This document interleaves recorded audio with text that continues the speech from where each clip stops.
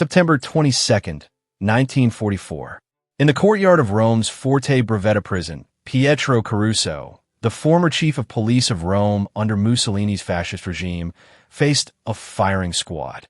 He had once wielded brutal power in the heart of occupied Italy.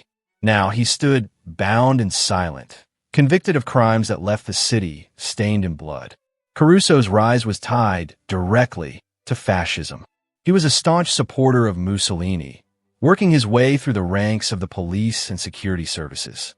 By the time Nazi Germany occupied Italy in 1943, Caruso had become the police chief of Rome and a willing collaborator with the Gestapo.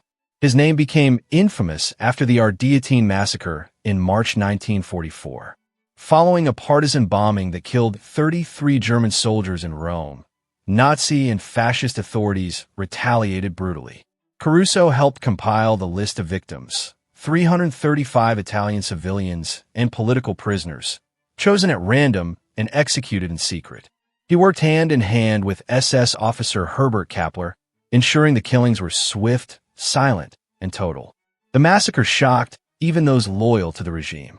Families searched for their loved ones, unaware they had been slaughtered and buried in caves just outside the city. When the truth came out, it became one of the darkest stains on Italy's wartime history. And Caruso's signature was all over it. After the fall of Rome and the Allied liberation, Caruso tried to disappear.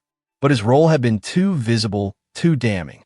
He was arrested by Italian partisans and turned over to the authorities. His trial was swift and public, held before an Italian military tribunal. Witnesses described his cruelty and arrogance.